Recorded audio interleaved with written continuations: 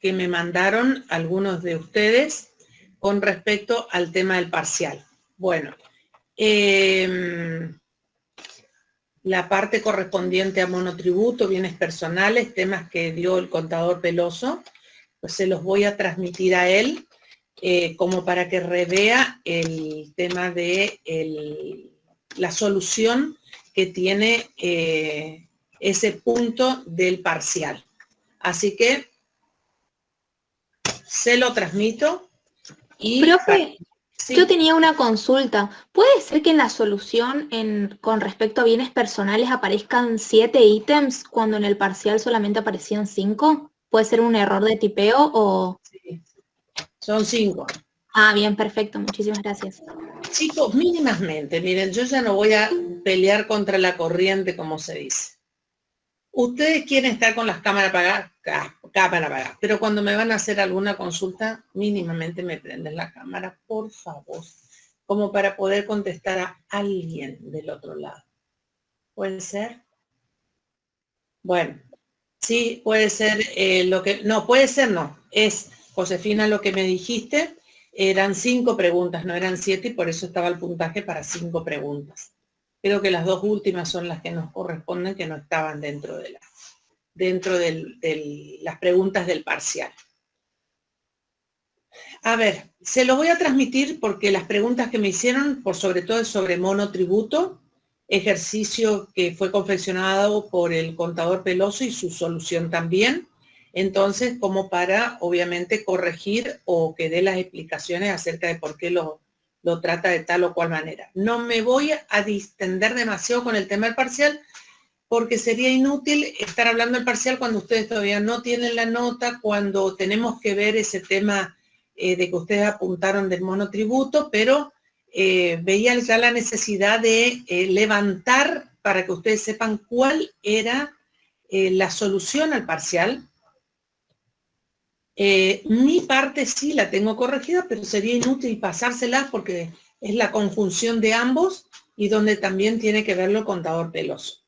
Lo que sí, y solamente esto, porque después cuando esté el parcial lo hablaremos, pero ustedes no leen la consigna total. Cuando se les preguntaba la norma legal, si estaba grabado, exento o no grabado, y la norma legal, muchos de ustedes me pusieron grabado, no grabado, exento y nada más. La consigna era número de artículo.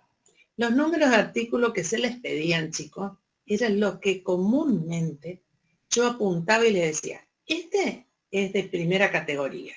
No lo vamos a leer por completo, pero ustedes márquenlo para leerlo completo. Esto tiene su correlación con el decreto reglamentario. Bueno, el decreto reglamentario en realidad en ningún momento les exigí, pero sí lo que formaba parte del impuesto. O sea, cuál era el artículo. Y otra de las cosas, chicos, es que no prestan atención a la clase o no hacen hincapié a lo que se les pregunta. Como por ejemplo, cuando la pregunta decía,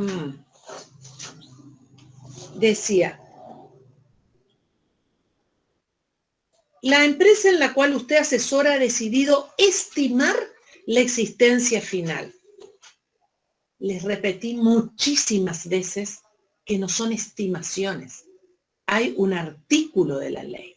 Y si bien muchos me dijeron, sí, el artículo de la ley es el 56, no se estima. Hay un método para determinar la existencia, que es el artículo 56.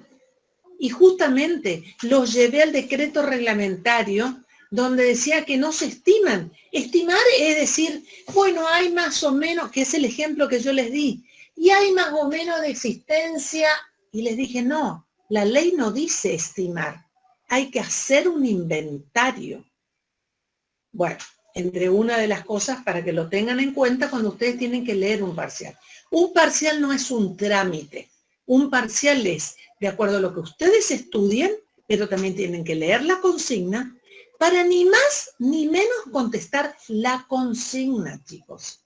No vale a que un parcial sea extenso y que escriben y que escriben. No, porque muchas veces no es el mucho escribir, el mucho saber, sino interpretar lo que piden y volcarlo al examen. Bueno, acá cierro porque todo el resto, después tengo otros casos donde te ponían el número de artículo con la ley vieja, pero en otros puntos con la ley nueva. Ustedes sabrán qué puedo llegar a pensar yo. Si tenían la ley vieja, o sea, ¿qué estaban trabajando con dos leyes? No, o estaban trabajando con la ley vieja o estaban trabajando con la ley nueva. Además, para aquellos que tenían la ley vieja, yo subí al aula virtual cuáles eran las correlaciones para que ustedes mínimamente tengan lo que es la ley nueva. O sea, el artículo que corresponde a la ley nueva. Pero en un mismo parcial, que me pongan el artículo de la ley vieja y en otra pregunta me pongan el artículo de la ley nueva, me hace presumir de que parece que se les cayó de golpe la ley vieja. O se les cayó en la respuesta de otro compañero. Bueno, acá cerramos el tema parcial y vemos el tema de la corrección o la explicación al punto del monotributo. Vamos con lo que estábamos y acá voy a compartirles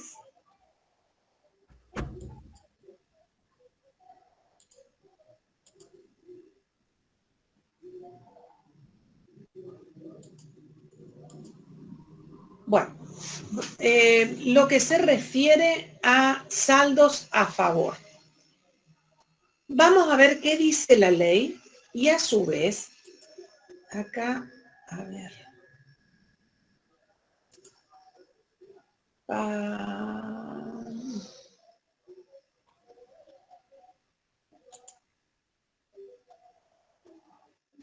Ay, que no estoy encontrando la pantalla completa.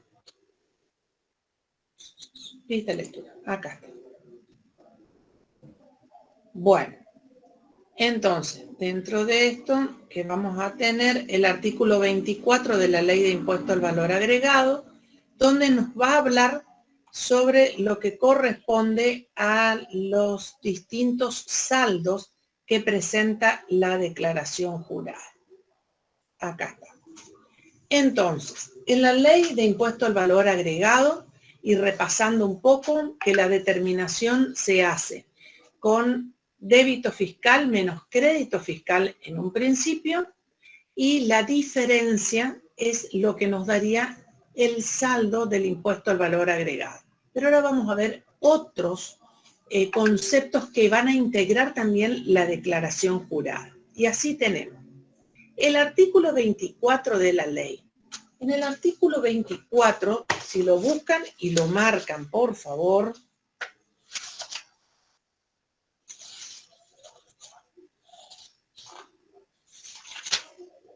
a mí me dice, el 24 tiene después su punto 24.1, 2, 3, pero vamos al 24 que llevo como saldo a favor. Y me dice, el saldo a favor del contribuyente que resultare por aplicación de lo dispuesto en los artículos precedentes, incluido el que provenga del cómputo de créditos fiscales originados por importaciones definitivas, solo deberá aplicarse a los débitos fiscales correspondientes a los ejercicios fiscales siguientes. Los herederos y legatarios, a que se refiere el inciso A del artículo 4, tendrán el derecho del cómputo en la proporción respectiva de los saldos determinados por el administrador de la sucesión o el albacea, en la declaración jurada correspondiente al último periodo fiscal vencido inmediato anterior al de la aprobación de la cuenta particionaria. Ustedes recuerdan que nosotros cuando habíamos hablado quiénes eran los sujetos y los sujetos pasivos, también hablamos cuando muere el causante y entonces quienes se hacen cargo de la sucesión, que ahí sería con el mismo número de quit, pero sucesión de, para las personas físicas, por supuesto, porque las personas jurídicas tienen un número de quit, y la persona jurídica, por más que se produzca el fallecimiento de uno de los integrantes de la sociedad sigue funcionando como tal. En cambio, cuando hay una persona física, muere el causante, pasa a la sucesión. Los créditos fiscales, lo que está diciendo, pueden pasar entonces a los que continúan con la actividad hasta, como dice ahí el artículo, hasta la aprobación de la cuenta particionaria. En cuanto a lo que es el saldo a favor, tenemos nosotros que ver, hay dos saldos a favor. Un saldo a favor técnico que lo van a encontrar dentro del primer párrafo del artículo y que a qué se refiere. Cuando el crédito fiscal, o sea, todo el crédito fiscal, incluido el vinculado a las exportaciones, es mayor al débito fiscal. O sea, tengo un débito menos un crédito, esa diferencia es un saldo a favor técnico. En cambio, ¿cuándo va a ser un saldo a favor de libre disponibilidad?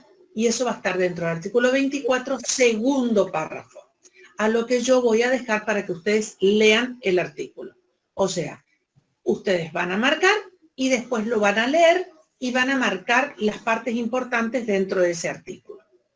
El de libre disponibilidad se da cuando se producen ingresos directos. ¿Cuáles son los ingresos directos? Son las retenciones sufridas, percepciones sufridas, pagos a cuenta, o sea, todo lo que hace de que hay un tercero que me retuvo, siendo yo el sujeto pasivo del impuesto. Entonces, ¿qué hice yo en realidad? Un pago a cuenta que lo va a pagar una tercera persona, que es el agente de retención o el agente de percepción. Para mí, que me retuvieron, por eso son retenciones sufridas, percepciones sufridas, para mí va a ser un pago a cuenta del impuesto. Ese pago a cuenta que representa, si se quiere llamar, un crédito fiscal, pero ese crédito fiscal tiene otras características distintas al crédito fiscal común, al crédito fiscal por compras, ya sea por compras de mercaderías, de materias primas, lo que fuera. Este crédito que yo tengo es un crédito por un pago a cuenta que ya efectué del impuesto al valor agregado. Este tipo de créditos fiscales son de libre disponibilidad. ¿Qué significa de libre disponibilidad? Significa que yo lo puedo ocupar dentro del mismo impuesto al valor agregado, porque en esa diferencia de débito y crédito fiscal tengo un saldo a pagar, puedo ocupar entonces este saldo de libre disponibilidad, saldo del segundo párrafo del artículo 24.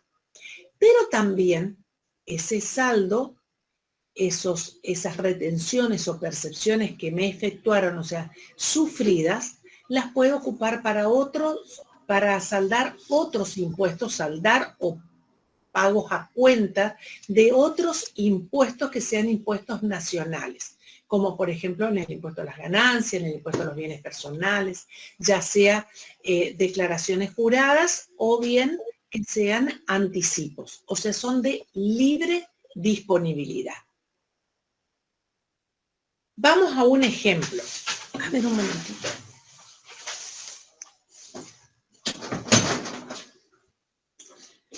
Vamos a un ejemplo. Este es como un borrador de la declaración jurada de IVA.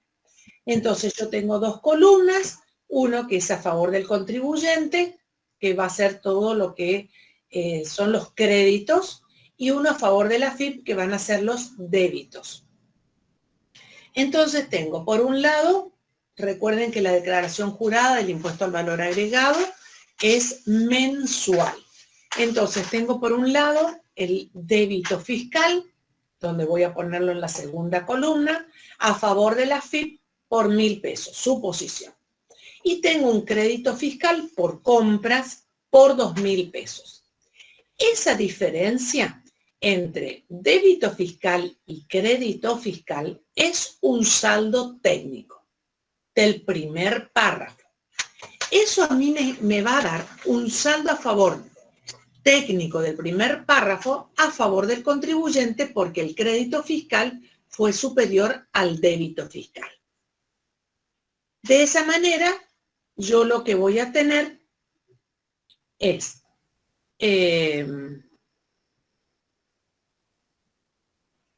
no, acá esto, espérenme un ratito.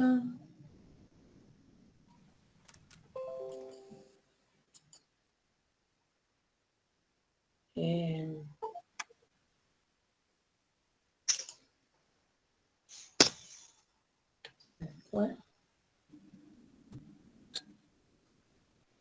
ahí está.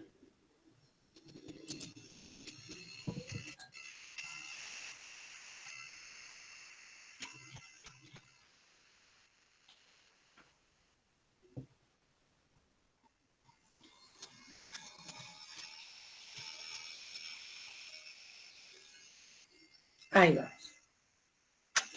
De esa manera, entonces, yo tengo, acá está mal esto, ¿eh? Tengo un saldo a favor técnico, que es del primer párrafo, donde a mí me queda 1.000 pesos a favor del contribuyente. 1.000 pesos a favor del contribuyente. Ahora, por el otro lado, tengo un saldo de libre disponibilidad del periodo anterior. ¿Qué significa eso? Significa que yo ya venía con saldos del segundo párrafo, o sea, de retenciones y percepciones que no las utilicé para otros impuestos. Por ejemplo, por 500 pesos. Pero en este ejercicio, en este mes, esta es declaración jurada de junio, tengo retenciones y percepciones sufridas por 400 pesos.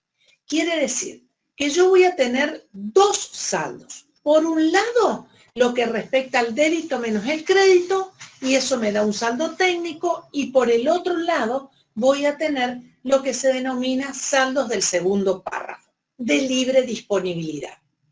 En este caso, yo lo que voy a hacer es tener un saldo técnico, que para este caso, y perdonen acá que no visualicé que está mal este importe, un saldo técnico que yo tengo de, por este ejercicio de junio, 1.000 pesos del débito fiscal menos 2.000 pesos del crédito fiscal, yo tengo el saldo técnico de este ejercicio de 1.000 pesos.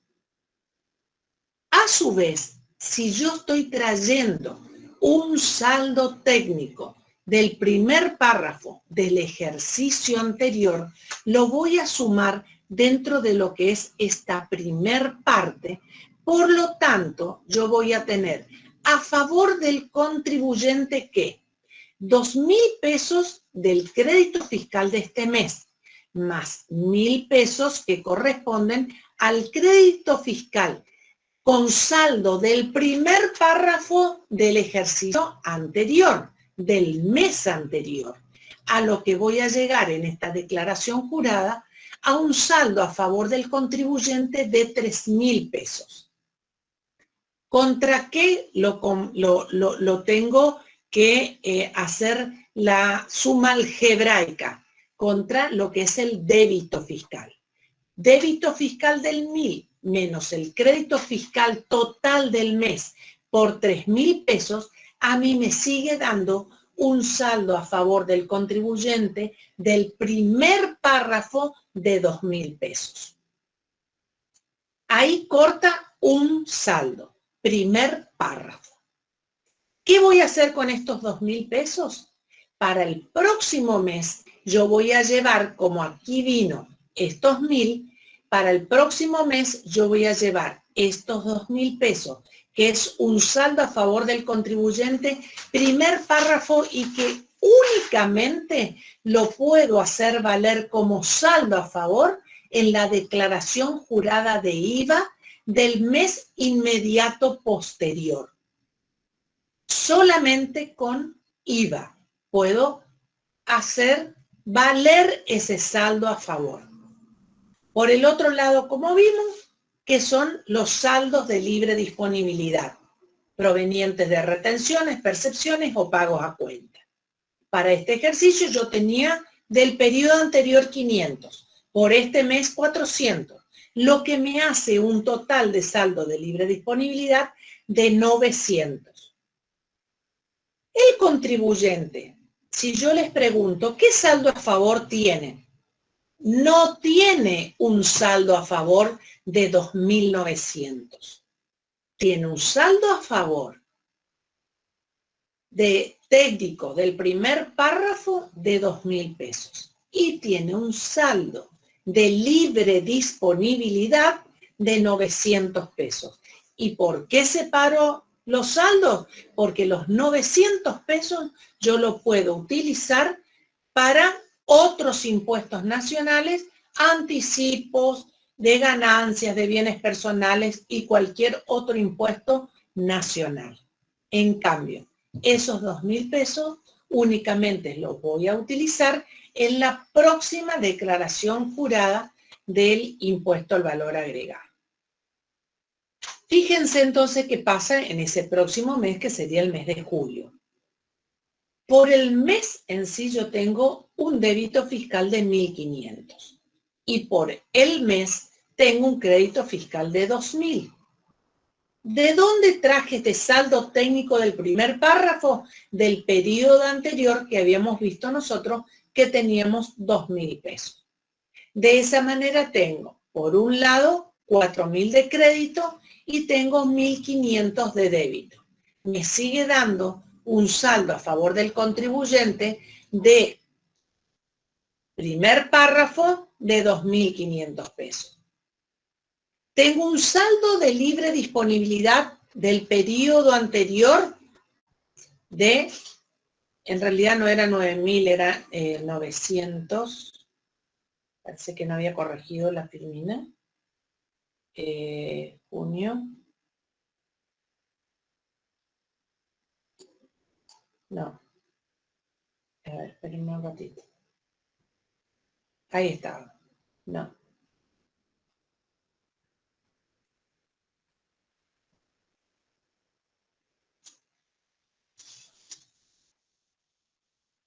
Este es el mes de julio. Tengo un saldo. No, este era.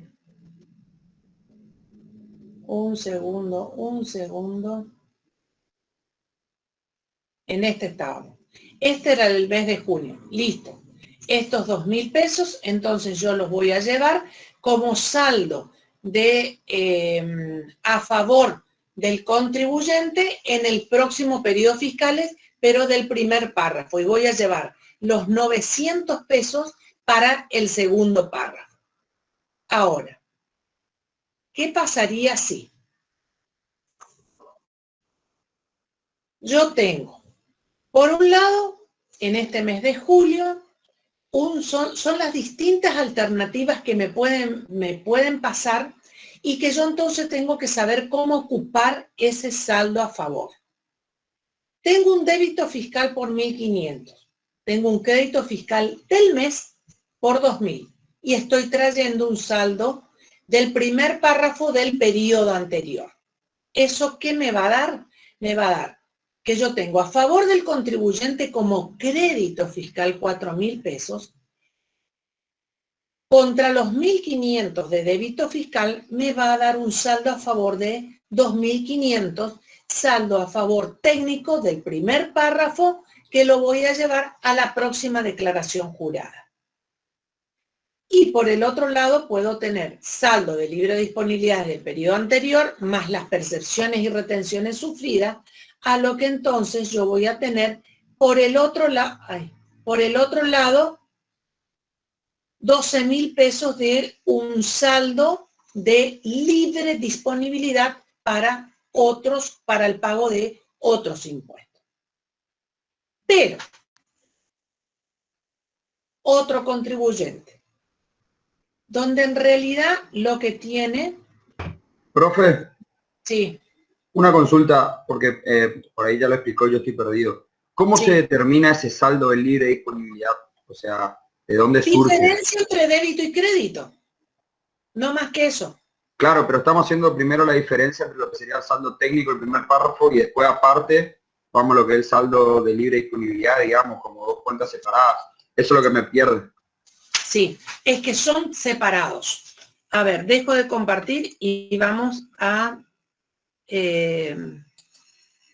explicarlo y después vamos al cuadro. Yo tengo dos tipos de saldo. Por un lado, o sea, por regla general, el impuesto al valor agregado, y como habíamos visto ya en el artículo 10, es débito fiscal y crédito fiscal. Cuando nosotros hablamos en el artículo 10 de la ley, donde justamente vamos al repaso porque eso es importante para hacer punto de partida para lo que va a ser débito, crédito y después los saldos. Decía, el precio neto de la venta, de la locación o de la prestación de servicio será el que resulte de la factura o documento equivalente extendido por los obligados al ingreso del impuesto, neto de descuentos y similares efectuados de acuerdo a las costumbres en plaza. En caso de efectuarse descuentos posteriores, serán considerados según lo dispuesto en el artículo 12, donde lo que hay que hacer, ¿no es cierto?, es detraer ese descuento. Cuando vamos al artículo 11, que voy sobre lo que es el débito fiscal, y me dice, a los importes totales de los precios netos, que era lo que me hablaba el artículo 10, de obras, servicios grabados, a que se hace referencia al artículo 10, imputables al periodo fiscal que se liquida, se aplicarán las alícuotas fijadas para las operaciones que den lugar a la liquidación que se practica. Así tenemos el débito fiscal. Cuando vamos al crédito fiscal, el artículo 12, me dice, del impuesto determinado por aplicación de lo dispuesto en el artículo anterior, los responsables restarán el gravamen que en el periodo fiscal que se liquida se les hubiese facturado por compra, importaciones definitivas, etcétera, etcétera, etcétera. Entonces, yo tengo, por un lado, el débito fiscal generado por las ventas. El crédito fiscal generado ¿por qué? Por las compras que realicé. Esas compras no solamente son compras de materias primas, sino como también habíamos hablado por la compra de bienes de uso y todos aquellos que hagan a la actividad del comercio, que sean inherentes a la actividad. Si yo voy a comprar un trapo de piso para limpiar el local comercial, pero no vendo trapos de piso, pero hace a la operación que yo realizo dentro del local comercial, a los bienes que necesito en el local comercial, y por lo tanto puedo tomar el crédito fiscal. ¿Por qué? Porque es inherente a la actividad que realizo. Pero si yo compro una lata de pintura para mi casa particular, ese crédito fiscal no lo debo tomar, porque no está dentro de la actividad. Ahora, si yo compro una lata de pintura para pintar el local comercial, en ese caso entonces sí voy a tomar ese crédito fiscal. Determinado el débito, determinado el crédito fiscal, la diferencia entre ambos, a favor del contribuyente o a favor del fisco, es el saldo técnico dispuesto por el artículo 24, primer párrafo. Pero tengo otro crédito, que es el saldo del artículo 24, segundo párrafo, que ahí es de libre disponibilidad. ¿Por qué? Porque no es por compras. Ese crédito fiscal que tengo no surge por las compras, surge por ingresos directos que formaron parte de retenciones me hicieron retenciones en el impuesto al valor agregado, o percepciones, o hice un pago a cuenta. Es un crédito. Entonces, ese tipo de créditos fiscales son de libre disponibilidad. No los del primer párrafo, estos. Los provenientes de retenciones, percepciones y otros pagos a cuenta. Porque es la única porción que me queda como un saldo a favor del sujeto pasivo del impuesto que puede llevarlo al cómputo de el pago parcial o total de otros impuestos nacionales. Es por eso que yo no, si son saldos a favor del sujeto pasivo, no se suman. Porque el del primer párrafo únicamente yo lo voy a poder computar en la próxima declaración jurada mensual del impuesto al valor agregado dentro del saldo técnico del primer párrafo. ¿Se entendió un poco mejor? Y vamos al ejemplo. Sí, profe. Sí, profe. Eso es la distinción entre primer párrafo y segundo párrafo. Sí, escucho la pregunta.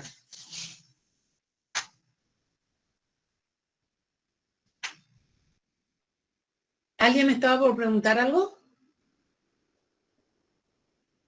Profe, le hago una consulta, pero ya a modo así del día a día, ponerle, por ejemplo, soy yo responsable inscripto, no sé, Sí. me dedico a soy independiente, lo que fuera. No sé, una compra en el supermercado, ponerle mi compra diaria por mes que yo hago, pido facturada para que me devuelvan el IVA. En verdad, entonces, según la ley, yo no debería tomarlo como crédito, porque no está afectado a mi actividad. No, porque no está afectado a la actividad. Ahora, si vos en el supermercado lo que te fuiste a comprar son artículos de limpieza o te fuiste a comprar lo que hace a la merienda del personal, por decirte, bueno, entonces estaría afectado a la actividad. Claro. Pero si no, no deberías tomar ese crédito fiscal. ¿Se entendió? Vamos al ejercicio porque quiero ver la combinación cuando les da saldo a favor del contribuyente. Entonces,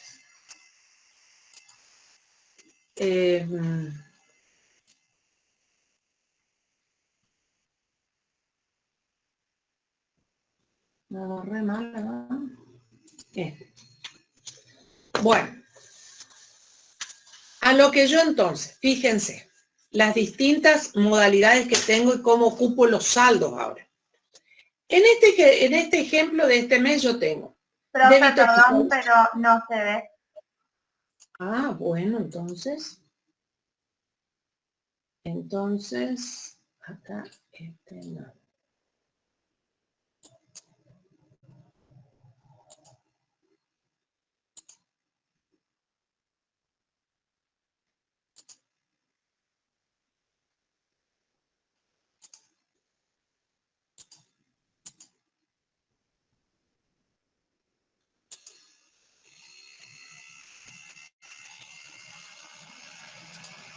Ahora sí.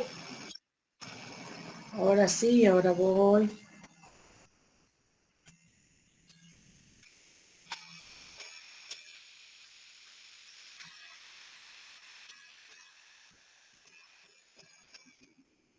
Acá.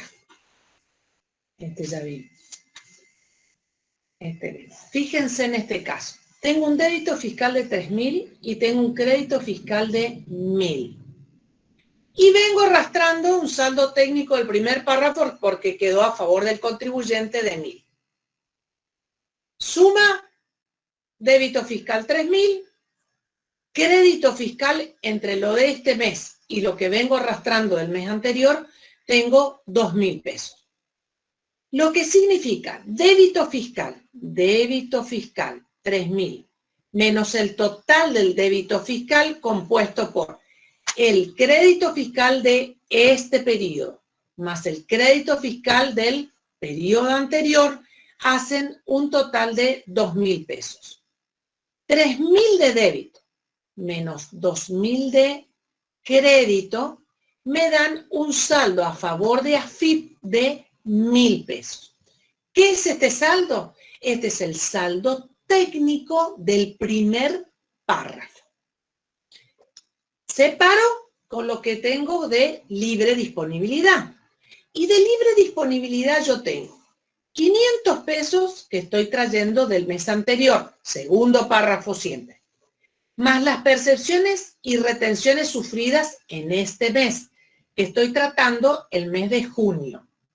Yo tengo un total de saldo del segundo párrafo de 900 pesos.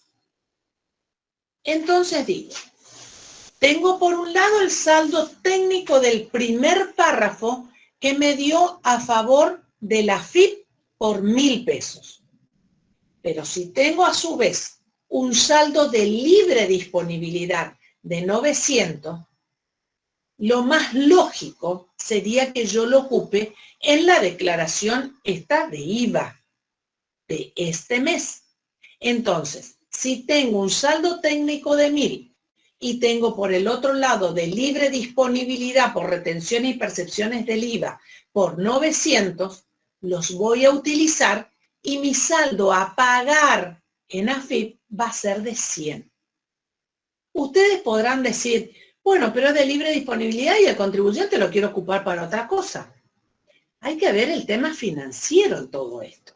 Sí lo puedo ocupar, decir, voy a pagar los 1.000 pesos que es el saldo técnico. Y los 900, como es de libre disponibilidad, lo voy a ocupar porque dentro de 3 días me vence el anticipo de ganancia. No tiene razón de ser. O sea, si la obligación, el vencimiento se produce ahora y yo tengo un saldo de libre disponibilidad para hacer frente al saldo técnico de IVA, y lo ocupo en este mismo momento. ¿Se entiende? O sea, si yo tengo un saldo técnico, ese saldo técnico que me da a favor del contribuyente o a favor de la AFIP, a favor del contribuyente sí o sí lo tengo que llevar contra la próxima declaración jurada de IVA del mes inmediato siguiente. Al tener un saldo a favor de la AFIP, yo lo voy a hacer valer ¿contra qué? Contra retenciones, percepciones de ese mes, de lo que traigo acumulado, o de lo que quizás yo tenía acumulado y una parte directamente ya lo ocupé para otro impuesto. Porque quizás lo que yo estoy trayendo acá, el saldo de libre disponibilidad del periodo anterior de 500 pesos, no, fue de 1.500 el mes anterior, pero 1.000 yo ya ocupé para otro impuesto. Por lo tanto, me quedó solamente 500. Que sumado a los 400 de este mes, entonces yo tengo un saldo de libre disponibilidad de 900. ¿Contra qué lo voy a hacer jugar?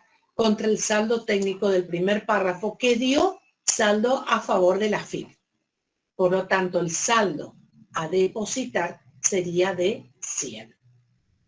¿Se entendió esta parte o qué quedó como dudas? Paso a otro ejemplo y ahí después vamos viendo las preguntas. Para este caso yo tengo un débito fiscal de 4.000. Tengo un crédito fiscal de 2.000 y no tengo saldo del primer párrafo del periodo anterior. Por lo tanto, para mí este saldo técnico del primer párrafo es de 2.000 pesos. Y no tengo tampoco de libre disponibilidad del mes anterior. Sí tengo producto de retenciones y percepciones de este mes por 300 pesos. De libre disponibilidad. Dentro de esa libre disponibilidad, entonces, utilizo directamente en esta declaración del impuesto al valor agregado esos 300 pesos y me va a quedar un total a pagar de 1.700 porque al saldo técnico del primer párrafo, que es de 2.000, le voy a restar las retenciones y percepciones sufridas en este mes y por lo tanto el saldo a pagar va a ser de 1.700 pesos. Para el otro lado, Bueno, ahí estarían los casos que hacen a la declaración jurada y los distintos saldos. Después ya es un juego de números, chicos, porque fíjense ustedes que teniendo en cuenta saldo técnico del primer párrafo, débito menos crédito, y por el otro lado, saldo de libre disponibilidad, que es retenciones y percepciones, entonces lo de libre disponibilidad yo sé que lo puedo utilizar en cualquier momento. Pero ¿qué otra cuestión me trae como crédito el impuesto al valor agregado? Que si bien ya está próximo a ser derogado, está el decreto 814. El decreto 814 surgió cuando se elevaron las contribuciones patronales por los empleados, que era un costo financiero muy alto.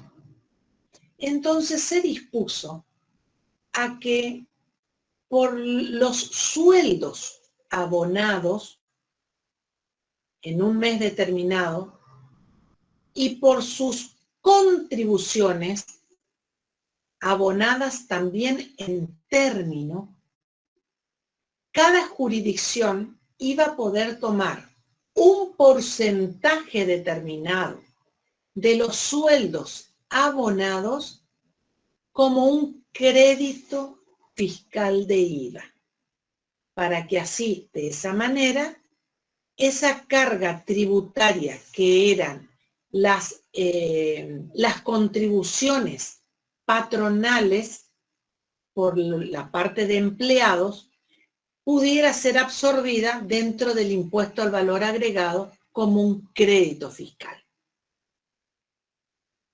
La Ciudad Autónoma de Buenos Aires, por ejemplo, tenía una alícuota cero, tiene una alícuota cero para tomar.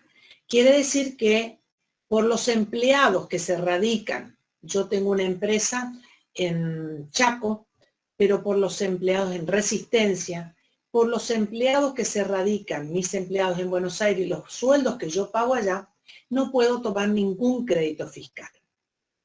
En este caso, para tomar ese crédito fiscal por decreto 814, yo primeramente tengo que separar dónde prestan servicio los empleados. Y cuanto más alejado de la Ciudad Autónoma de Buenos Aires se encuentren las localidades, es mayor el porcentaje que yo puedo tomar. Para darles un ejemplo, para la ciudad de Resistencia, puedo tomar un crédito fiscal sobre los sueldos de empleados que trabajan en Resistencia del 7,6% del total de sueldos abonados en Resistencia. Pero si yo tengo 2 empleados en Cava y tengo 2 empleados en Resistencia, solamente voy a poder tomar como crédito fiscal de IVA el 7,6% sobre los sueldos abonados a los empleados que están en Resistencia. Todas las jurisdicciones tienen un porcentaje distinto. Formosa, capital, tiene milésimas, pero tiene un porcentaje superior. Es así como esto también forma parte de lo que se denomina el crédito fiscal y que este crédito fiscal, por decreto 814, va a estar dentro de lo que es el saldo técnico del primer párrafo.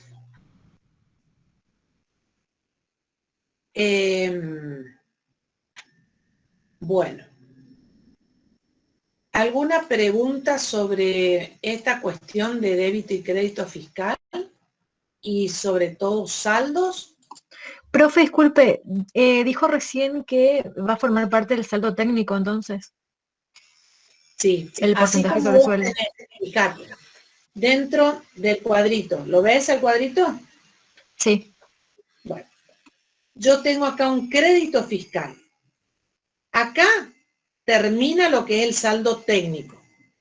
Yo puedo tomar el crédito fiscal, que es por compras de insumo, de materia prima, de productos elaborados que voy a revender, pero también dentro de este crédito fiscal, o sea que va a estar dentro del primer párrafo, yo voy a tener el crédito fiscal por el decreto 814. O sea, que ese crédito fiscal del decreto 814 no va a ser de libre disponibilidad. Esencialmente es eso. Me puede dar un saldo a favor, pero me va a dar un saldo a favor del primer párrafo, a lo que yo únicamente lo voy a poder computar contra declaraciones juradas futuras. ¿Ahí está más claro? sí, profe, entendido. Bueno. Con respecto a las alícuotas, habíamos hablado ya el otro día que teníamos distintas alícuotas, o sea, tenemos una alícuota general que es la del 21%. Tenemos una alícuota disminuida en un 50% que hace al 10,5% y una alícuota superior del 27% para todo lo que es servicios de gas, electricidad y demás. Esto es como repaso, porque ya que vimos el artículo 24, volvemos a repasar lo que es el artículo 28, que lo vimos cuando vimos allá el artículo 10 con hecho imponible, lo que surge del débito y del crédito fiscal. Bueno, vamos ahora a lo que es la parte agropecuaria.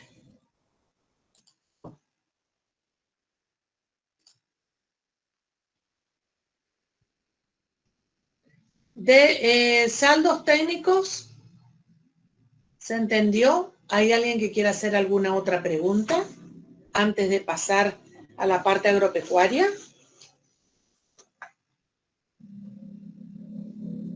¿No? Bueno, pasamos a la parte agropecuaria. Actividad agropecuaria. Bueno, cuando nosotros vamos a lo que es la actividad agropecuaria, hay definiciones de la Real Academia Española. A ver que esto me está mostrando lista de lectura y nada más. Bueno, las distintas actividades, lo que componen lo que es agropecuaria. Entonces, acá vamos a ver, por un lado, toda la actividad humana sobre lo que hacen al desarrollo de vegetales para satisfacer, como dice acá, las necesidades de alimento, vestido, adornos, es la parte de agricultura. Sin embargo, la parte de pecuaria va a estar referido a lo que es el ganado, o sea, especialmente el conjunto de actividades relacionados con la cría del ganado. Por eso, todo esto que vamos a tratar ahora y dentro del impuesto al valor agregado va a estar dentro de la actividad agropecuaria. Aquí, bueno, más allá de lo que dice la Real Academia Española, ¿qué características tiene esta actividad primaria? Hay estacionalidad, hay un riesgo climático importante, hay un ciclo biológico, hay algo que es natural, viene de la tierra, tiene que ver con la localización, que no es lo mismo del norte, del centro o del sur de la Argentina, tiene que ver con la parte económica y con los mercados donde opera el productor.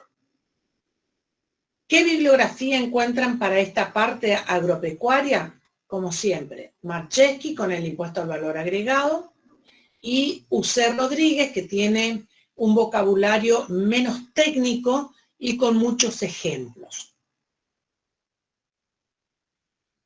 ¿Cuándo nace el hecho imponible? Porque acá, a diferencia de cuando nosotros hablamos nacimiento del hecho imponible, pero de la venta de cosas muebles, en la parte agropecuaria y el nacimiento del hecho imponible se puede dar en otras formas en que se comercializa el producto.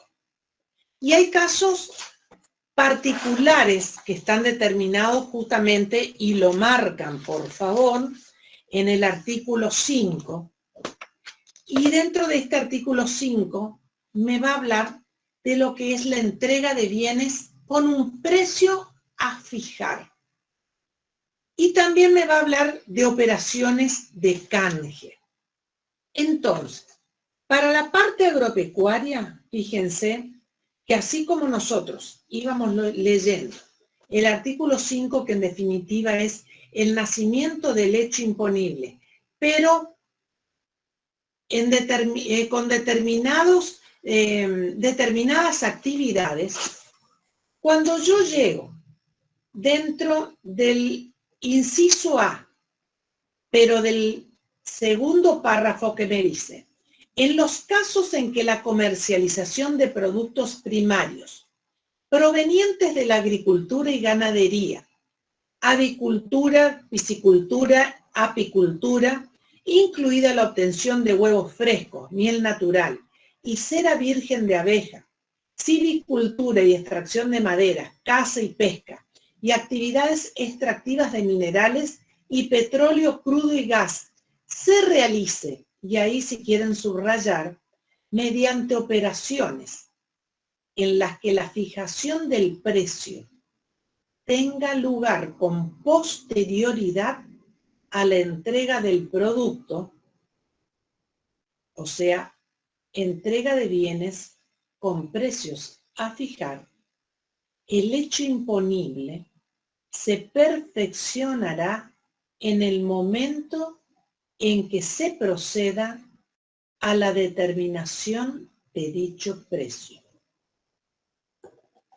En el próximo párrafo, que está relacionado con el artículo 17 del decreto reglamentario, me dice, cuando los productos primarios indicados en el párrafo anterior se comercialicen mediante, y ahí subrayan, operaciones de canje por otros bienes, locaciones o servicios grabados que se reciben con anterioridad a la entrega de los primeros, los hechos imponibles correspondientes a ambas partes se perfeccionará en el momento en que se produzca dicha entrega. Idéntico criterio se aplicará cuando la retribución a cargo del productor primario consista en quilajes de carne. En el supuesto de bienes de propia producción, incorporados a través de locaciones y prestaciones de servicios exentas o no gravadas, la entrega del bien se considerará configurada en el momento de su incorporación. Y si vamos... ¿El decreto reglamentario dijo, profe? El 17. Ah, el 17.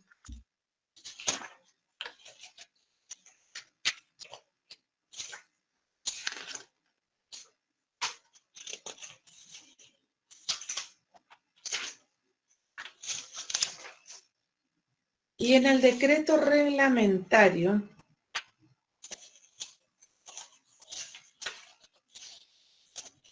en el 17 me dice justamente nacimiento del hecho imponible con canje de productos primarios. A efecto de lo dispuesto en el tercer párrafo del inciso A del artículo 5 de la ley, que es el que leímos, se admitirá que la contraprestación a cargo del productor primario no se realice mediante la entrega de los bienes comprometidos solo en aquellos casos en que se demuestre fehacientemente la imposibilidad de su cumplimiento. Asimismo, en los casos en que la operación de canje no abarque la totalidad de la transacción, la referida norma solo será de aplicación respecto de la proporción atribuible a la primera. Bueno, vamos a ir analizando por qué cuando estamos hablando de operaciones de canje, o sea que yo entrego un bien a cambio de, entonces, por más que sea canje, nace un hecho imponible. Existe un débito fiscal para una de las partes y un crédito fiscal para otra de las partes.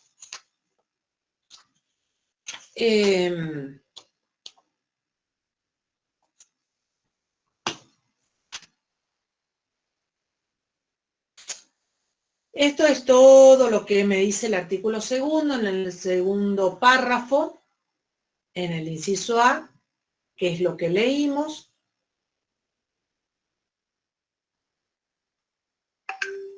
¿Cuáles son las condiciones para este tipo de operaciones? Que debe verificarse con posterioridad a la entrega de los bienes. O sea, yo entrego algo a cambio de un producido en un periodo determinado y entonces debe entregarse ese bien prometido. Debe existir una imposibilidad de determinar en ese momento cuál es el precio de la transferencia por cuestiones inherentes a esos propios productos. Un ejemplo práctico, chicos, es cuando, que ya lo habíamos hablado un poquitito cuando vimos hecho imponible en general, una ferretería que entrega los postes, supongamos, de alambrado, a pagarse con lo que, con el producto de la siembra o la cosecha, no la siembra, la cosecha del girasol, que se va a producir dentro de unos meses. Todavía no está establecido, no hay un precio establecido del girasol en esta operación de canje como para poder determinar cuánto es el débito y crédito fiscal de las partes. O sea, a lo sumo, lo que va a estar determinado es el precio del poste, que es un producto terminado que se entregó al productor, que eso generó para el que vende un débito y para el productor un crédito. Pero el pago en sí de esos postes van a estar dados con ¿qué? Con una producción de girasol, con una cosecha que se va a determinar dentro de un plazo determinado. O sea, que el precio de esa transferencia va a estar determinado en el tiempo. Fíjense que volvemos sobre la operación de canje y sobre lo que dice el artículo tercero, el artículo quinto en el tercer párrafo del inciso A, que cuando los productos primarios indicados en el párrafo anterior se comercialicen mediante operaciones de canje y cuando se reciben con anterioridad a la entrega de los primeros, que para nuestro ejemplo que fue el poste, los hechos imponibles correspondientes a ambas partes, o sea, la determinación del débito y crédito para ambas partes, se perfeccionará en el momento en que se produzca dicha entrega. Idéntico criterio se aplica cuando ocurre esto para la actividad del productor primario, que estamos hablando de la parte pecuaria, y ese canje consiste en quilajes de carne. Profe, ¿la parte pecuaria siempre se va a regir por ese canje de carne? Y sí, porque es lo único que el productor puede ofrecer. Si es el producido del productor pecuario, es la carne. O sea, tiene que ser con algún producto que justamente el productor, el productor agro, que se dedica al agro, lo va a pagar ¿con qué? Con cosecha de. Y el pecuario lo va a pagar con kilos de carne. Este producto de canje debe tratarse de, como dijimos, de producto primario. Los productos que se canjean deben estar grabados ambos, porque si no, no existiría, no estaríamos dentro del nacimiento del hecho imponible del artículo 5º, y siempre debe haberse recibido con anterioridad ese producto de que se vale el productor primario. ¿Qué es el canje? Son transacciones de intercambio en especies, mediante los cuales los productores primarios adquieren no solamente bienes, pueden adquirir locaciones o servicios, como por ejemplo, cuando hablamos de locación, puede llegar a ser, en el ejemplo, el movimiento de tierra, forma parte de una locación, y que se pacta con un canje que es a la cosecha de determinado producto. Es un esquema, en realidad, como dice acá, de financiación a corto plazo. Yo necesito la semilla, pero hago un contrato de canje, de tal manera que cuando tengo la cosecha lo puedo pagar. Es financiero. Se trata de permutas que están diferidas en el tiempo. Es un beneficio tanto para el productor como para el canjeador, por ese diferimiento del hecho imponible, porque recuerden ustedes que habíamos hablado del nacimiento del hecho imponible y en general, ¿cuál era? La entrega del producto o la factura, lo que fuera anterior. Y en este caso, no es, se entrega el producto, pero cuando hay una operación de canje, entonces hay un diferimiento de lo que es el nacimiento del hecho imponible. Al ser esta una permuta que está diferida por un bien que no tiene precio y que el precio se va a dar en el momento que el bien ese exista, que sería en el momento de la cosecha, entonces ahí va a incidir el impuesto en lo que son los débitos y los créditos. ¿Cómo se genera? A ver, vamos al cuadrito y quizás en esta parte que es más gráfica se entienda cuál es el primer momento y el segundo momento. En el primer momento está la entrega de este bien grabado. Para nuestro caso, supongamos la semilla se le entrega al productor. En el momento 2 es el momento de la entrega de los productos primarios. Del productor, ¿a quién?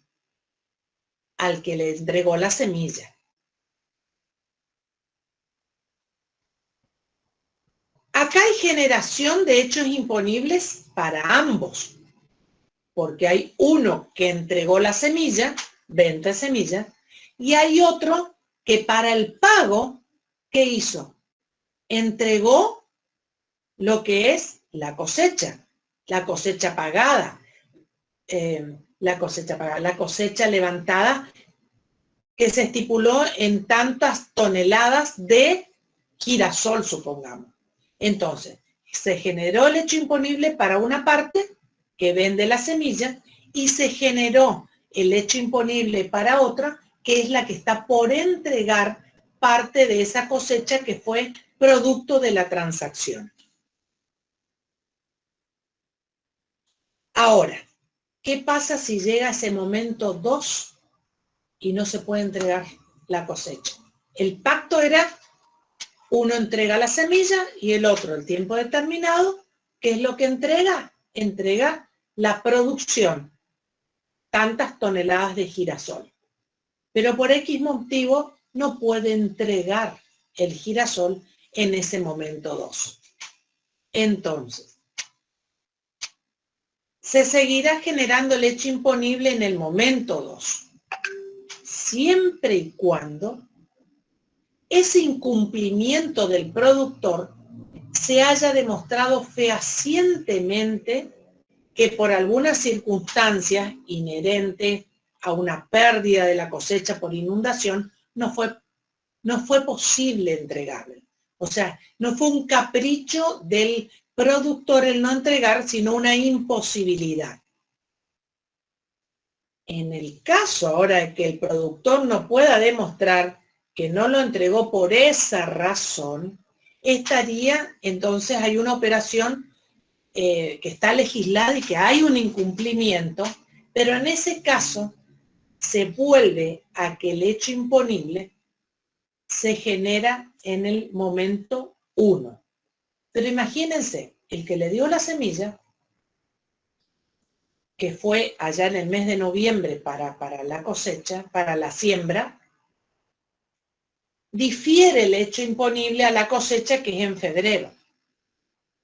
Como en febrero el productor no entrega, pero no entrega y no tiene ninguna, no tiene nada para demostrar por qué no entrega, o sea, no fue una cuestión de pérdida cosecha ni nada por el estilo, entonces se vuelve al momento 1, que es la entrega de la semilla, y el hecho imponible se genera en ese mes, que es el mes de noviembre. Imagínense que ya pasó, porque el que vendió la semilla, el que entregó la semilla, estaba esperando el mes de febrero para cobrar y para generar el hecho imponible en ese momento. Pero para eso ya presentó la declaración jurada de noviembre, diciembre, enero. Entonces se vuelve al momento 1. Y el volverse al momento 1, ¿qué significa? Significa rectificar esa declaración jurada. ¿Por qué? Porque la operación no llegó a su término y entonces una operación donde el hecho imponible nació en el mes de noviembre.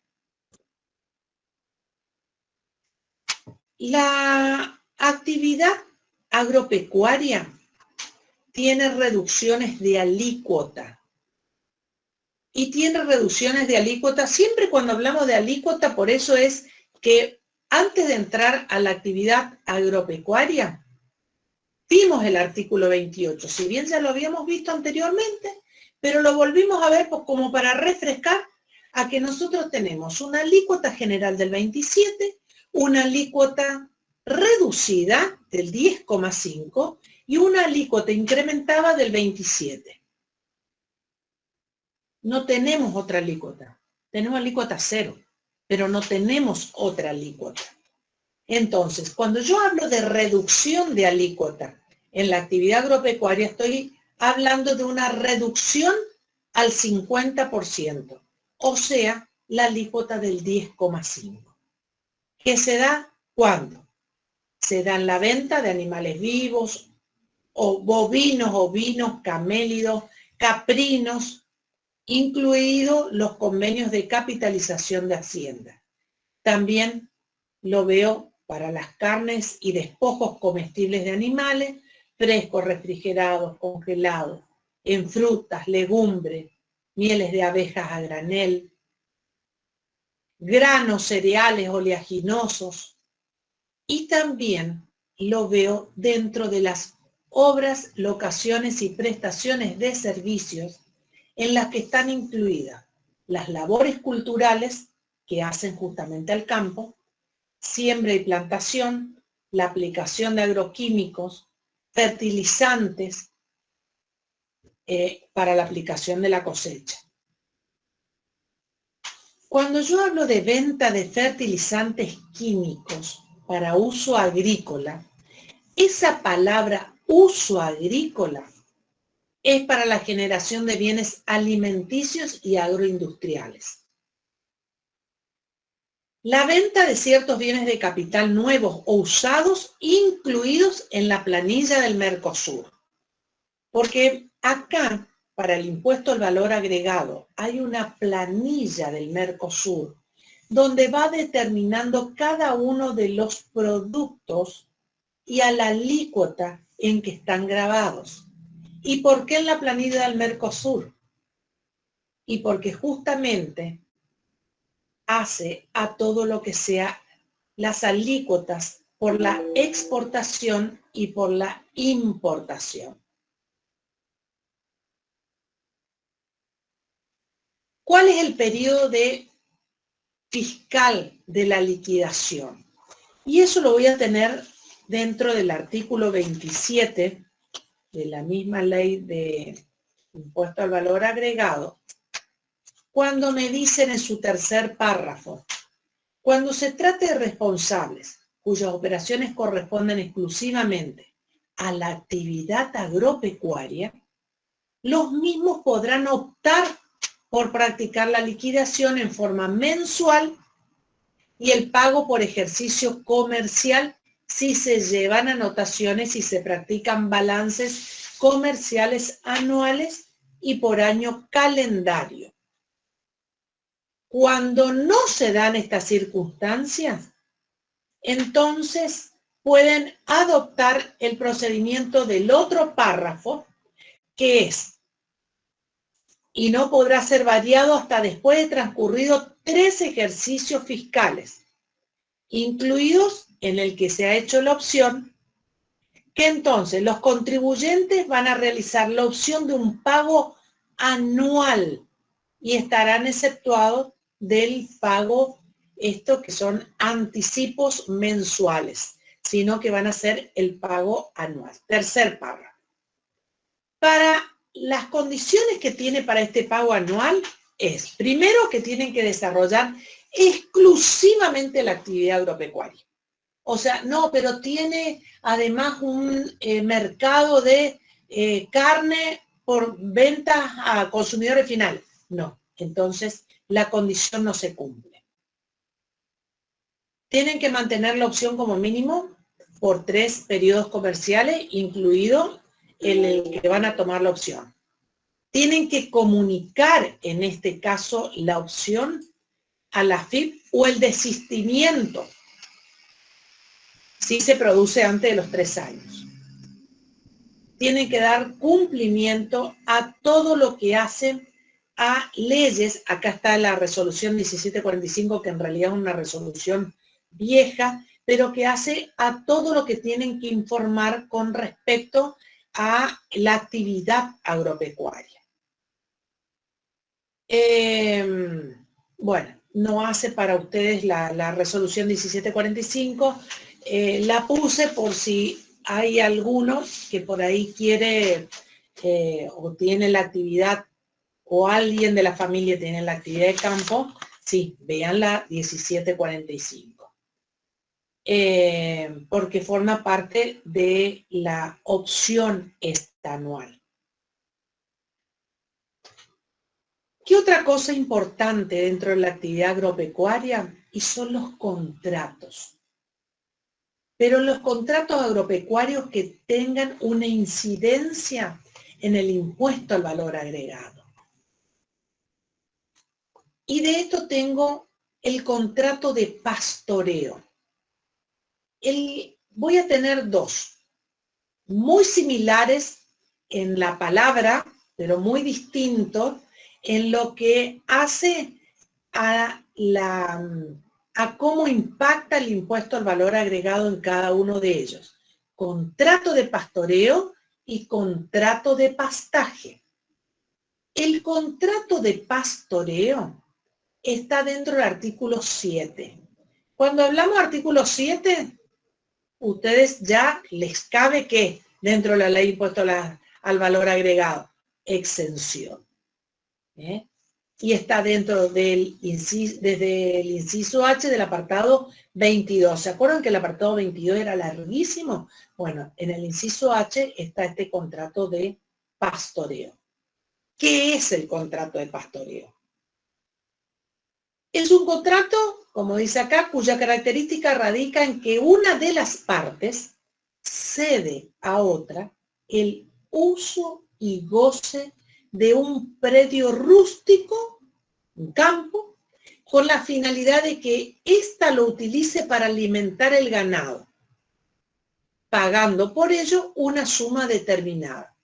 pero es predio rústico, campo. ¿Para qué? Le cede a otro para el uso y goce del predio a los fines de que la hacienda pastee.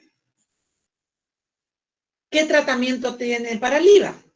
El contrato de pastoreo implica ceder el uso y goce de un predio rural por un precio determinado, con la finalidad de que el arrendatario lo utilice para alimentar su ganado.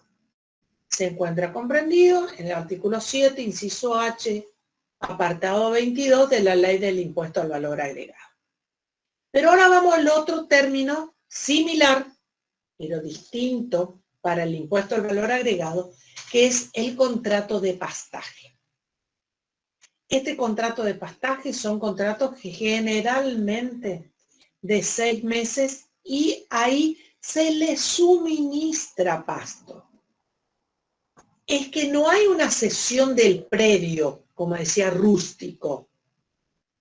O sea que no hay un arrendamiento, una locación. En realidad lo que hay es una prestación de un servicio. Es como una venta de forraje. Entonces, el pago se realiza por el tipo de contrato en función a equivalentes en pesos por kilo. O sea,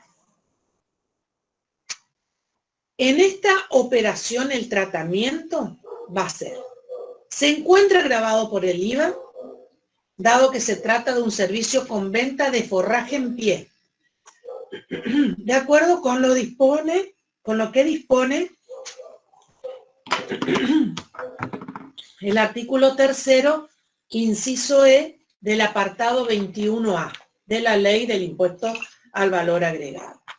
El contrato de pastaje es un negocio en el cual el titular del predio rural no cede el uso y goce del inmueble. En este caso, lo que hay es un contrato de la cual hay una locación. Y entonces, como locación de servicios, grabado por el impuesto al valor agregado.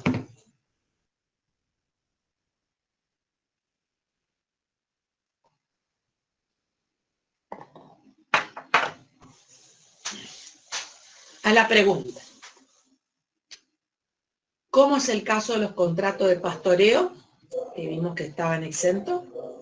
¿Y cómo es el caso de los contratos de pastaje? Que están grabados.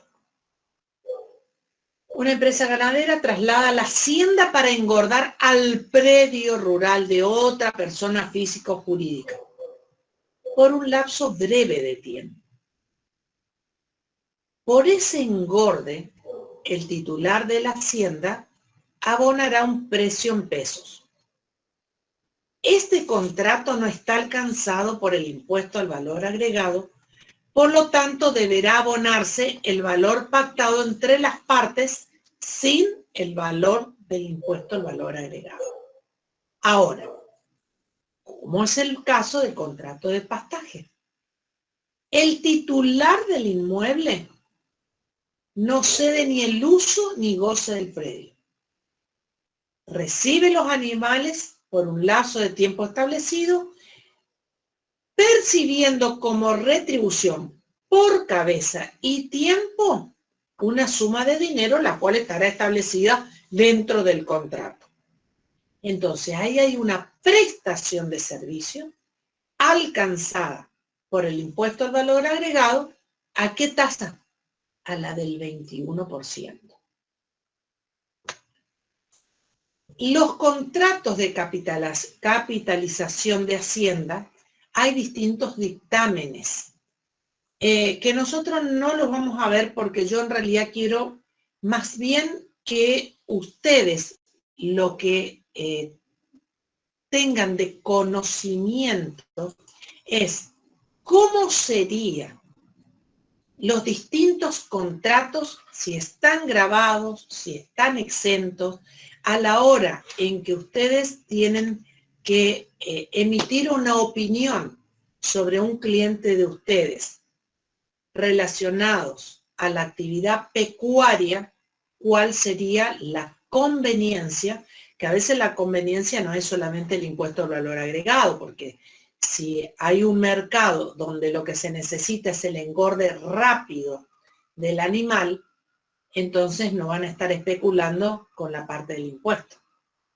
sino pagarán el impuesto al valor agregado por ese servicio donde es más rápido el engorde del animal, pero bueno, eso ya son cuestiones que deben ser analizadas. Bueno, chicos, ¿alguna pregunta sobre el tema?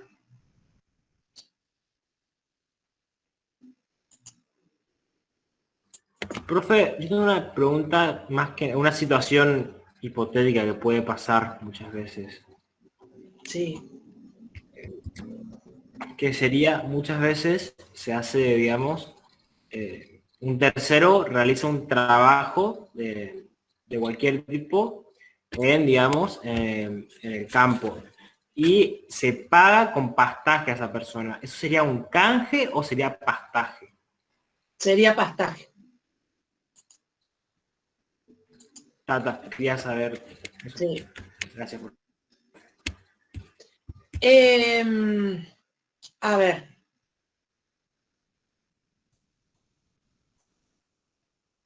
El contrato de esta parte de la capitalización sería de la hacienda, y va relacionado a la pregunta que vos me hiciste. Cuando, a ver, una de las partes se obliga a entregar el ganado a otra, y a su vez se obligan a recibirlo en el predio rural para cuidarlo y atenderlo. El objeto de este contrato es el de lograr una reproducción o el engorde,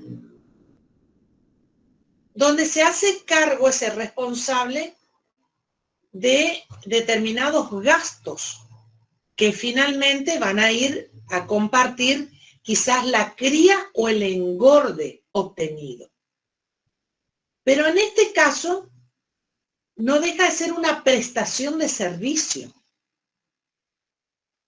Lo que es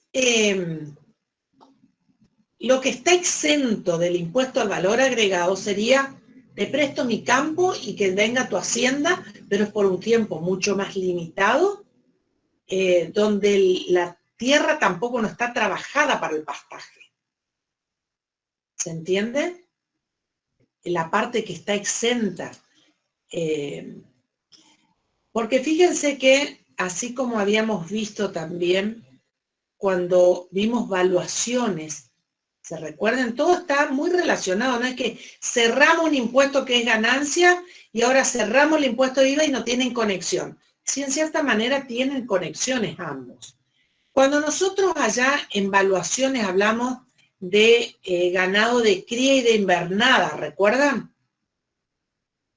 Y acá tiene que ver justamente cuando el productor es de invernada, ¿qué es lo que busca? El desarrollo y engorde del vacuno, de la hacienda. Por lo tanto, lo que va a necesitar no es campo para que el animal vaya a un pastaje que no es apto, porque ahí el productor va a tardar mucho más tiempo en engordar el ganado. Entonces, en ese caso, buscará campos que estén apropiados para su ganado y que sea de una utilización rápida para el engorde, pero ahí ya que estamos hablando, ¿de pastoreo o de pastaje? Estamos hablando de una locación de servicio, porque seguramente ese campo está preparado con determinado pastaje para recibir animales. ¿Qué es lo que está haciendo? Una locación de servicio.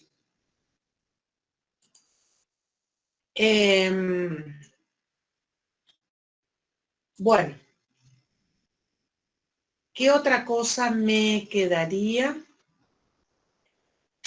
Me queda un tema dentro de este agropecuario, que es la venta de inmueble rural a tranquera cerrada. Para el impuesto al valor agregado, ¿cuál es el objeto en la venta de inmueble rural a tranquera cerrada? Primero, que se trata, debe reconocerse como una cosa mueble que es independientemente de lo que es el inmueble. Entonces, si bien hay adhesión al inmueble, puede estar a su vez separado, puede tener una individualidad propia, pero ¿por qué? Porque yo ahí lo que tengo es, por un lado alambrado, tengo el tinglado, tengo molinos, tengo bebederos.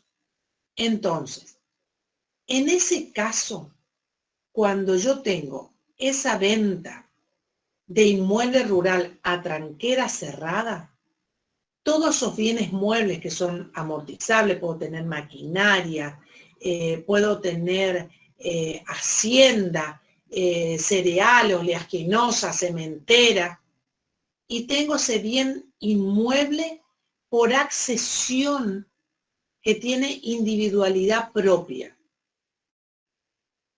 Entonces, toda obra sobre inmueble propio enajenada antes de los 10 años de finalización o afectación debe devolver el crédito fiscal oportunamente computado. Porque cuando se compró el bebedero, cuando se compró los tanques, los silos, se tomó un crédito fiscal. Si la venta del inmueble rural se produce a tranquera cerrada, donde pueden estar todos estos otros bienes que están grabados y por los cuales yo me tomé un crédito fiscal, si esa enajenación de ese inmueble propio, enajenada antes de los 10 años de finalización o afectación, se produce la venta, entonces debe devolver el crédito fiscal que fue oportunamente tomado. Bueno. Pero profesora, generalmente en una venta de esa magnitud no se individualiza cada accesorio que tiene, por ahí se vende más por hectárea, o sea, se hace a grande escala, no se está individualizando cada, como para determinar el crédito y el débito. No, a ver. La venta de inmueble rural a tranquera cerrada, dentro del inmueble rural puede haber maquinaria, implementos para la siembra, puede haber inclusive hacienda, puede haber otros elementos que tienen individualidad propia, pero están ya como adheridos al suelo, tanque, bebedero, silo. Todo tiene un precio determinado. Ustedes saben que lo que es la tierra, la venta de inmueble, la parte de inmueble, no tiene impuesto al valor agregado. Pero cuando se compró el bebedero, cuando se compró el tanque, se tomó un crédito fiscal.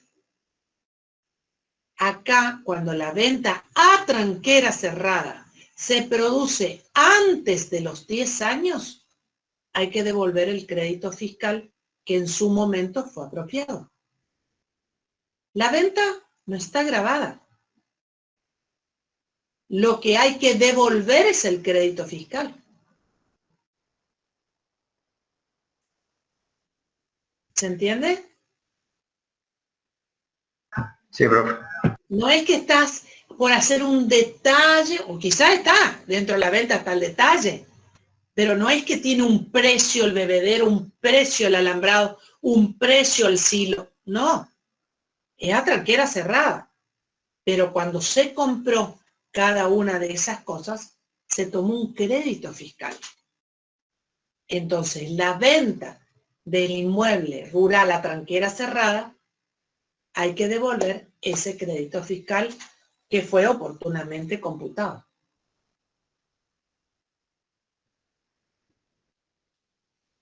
¿Ahora se entendió? Antes de los 10 años. Si se Con produce esa antes de los condición. 10 años. Perfecto. Bueno, con esto nosotros cerramos lo que es impuesto al valor agregado. Así que en la próxima, que sería el jueves, van a empezar con impuesto a los ingresos brutos y convenio multilateral. Y la clase la va a dar el contador Peloso.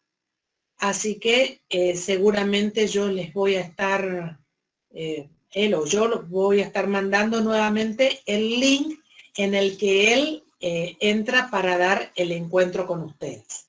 Nos despedimos entonces. Nosotros Bueno, nos vamos a volver a ver recién luego.